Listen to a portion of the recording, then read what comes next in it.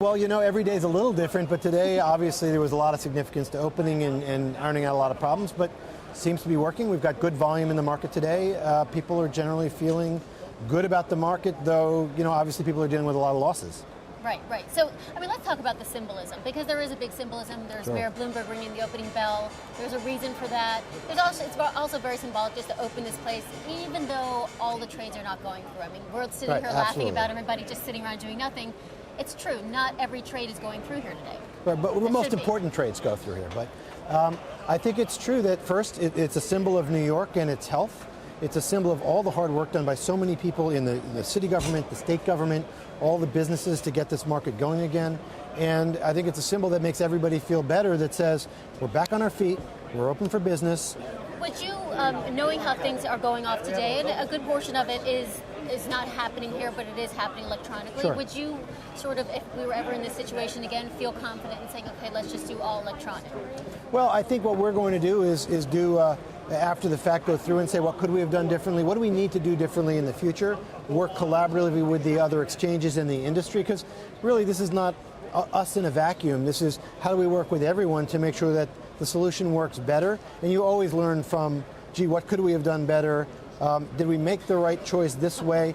Given what we knew and all the facts at the time, boy, trying to open even yesterday would have been challenging. The fact that internet's not up, landlines aren't working, that's not an NYSE problem, is it? No, not at all. Look, we have a lot of clients who are working from emergency sites today. We have a lot of clients that are using their emergency data centers today. We have a bunch of vendors that are not able to work properly, whether it's cell phone, whether it's DSL lines, whether it's, we have these visible boards that show where the market is. We've got those turned off because that vendor is having a problem broadcasting accurate data, and we'd rather not show inaccurate data and confuse everyone. So, you do a triage of what can we do with, what can we do without.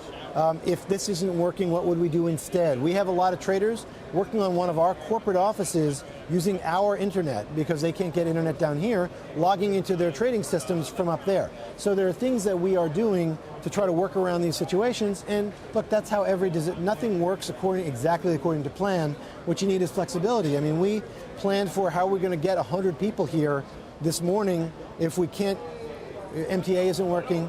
Let's say bridges and tunnels aren't working. And how do we get people here? And we had an elaborate plan for busing and carpooling of people, both our employees and the floor community, to make sure we had the minimum number to get here. Now, it turned out more people got here than we thought would. That's great. Everybody was excited about that. But even finding parking space in Lower Manhattan right now is not that easy. There's not power at a lot of places.